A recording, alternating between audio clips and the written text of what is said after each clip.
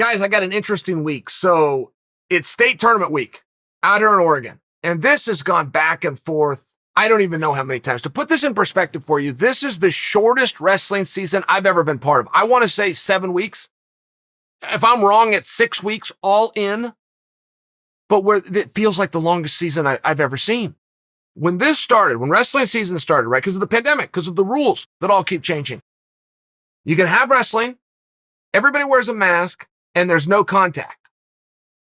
And I don't know what that means. I've been doing this my whole life. I don't know how to participate or help lead a no contact wrestling practice. I don't know how to do it.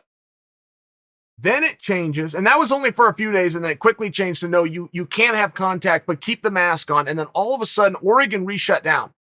And we were the only state in the nation, and this never really made the news. A lot of you probably didn't hear about this, but we re-shut down. So for indoor sports, there could be one coach with 6 athletes.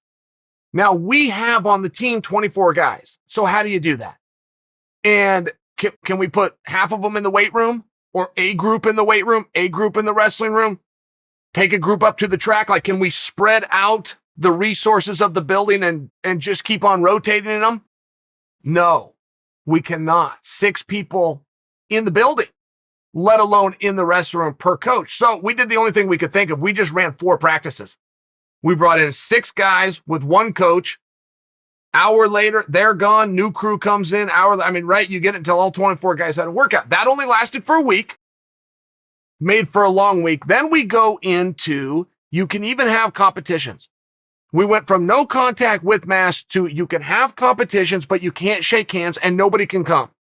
No parents, no crowd. Okay, fine.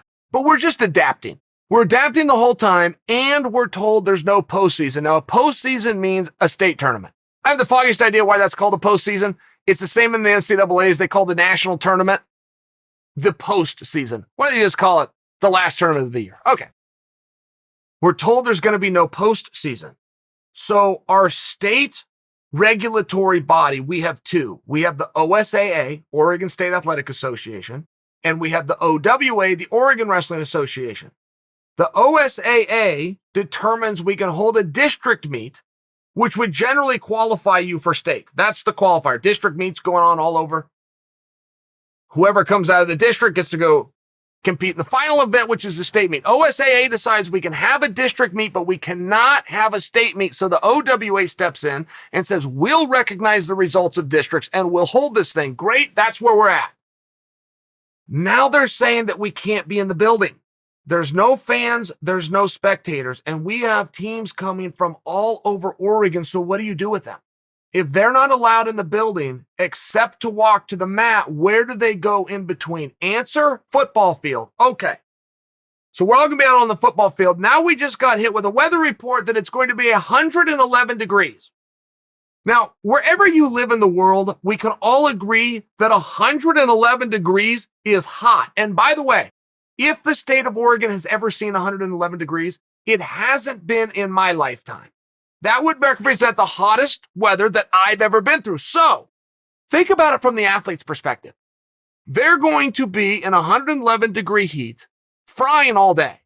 And the only thing they have to look forward to is their name being called so they can go into the gym and fight. And then return to the heat and do this as many times as they can until their tournament comes to completion.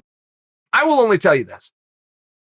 If that happens, if there's no solution, if there are not tents, if there are not motorhomes brought in, if nothing happens except what I just told you is the current plan, this will be the greatest state tournament I've ever been part of. This is the one I will remember. I will never forget it. And I will look at everybody who went through it, not just the team that I'm with, differently. I will look at the coaches differently. I will look at the spectators that wait in the parking lot to find out the results. I'll look at them all differently. This is going to be awesome. And I want our team to know that. I want them to know this is an opportunity. If you go through a week like that, that's hell week right there. If you go through a week like that where you're in 111 degree temperature for 2 days and the only break you get is to go inside to battle, life will be different. Things will be easy. You will remember this You're getting ready for an important meeting. You had to fly somewhere and you're on no sleep. You will wake up, pop out of that bed and go, this is nothing. Food that you eat will taste better. I had a fortune cookie when I was a kid one time that said, rest is only appreciated when it's earned. But it's true. If you don't have struggle, you can't have appreciation. You really can't. It's one of those things, even in our lifetime, guys. I lived through the day when they created garage door openers. You used to have to get out of the car. Get out of the car and lift the garage door. But simple things. I was alive when the remote control was invented. You used to get up and go to your TV to turn it on or turn it off. Finding struggle is hard.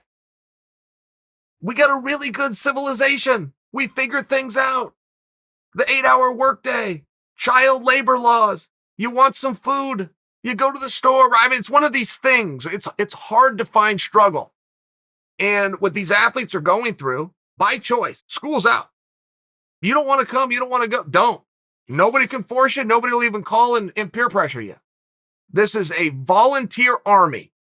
And I'll tell you, we're bringing one.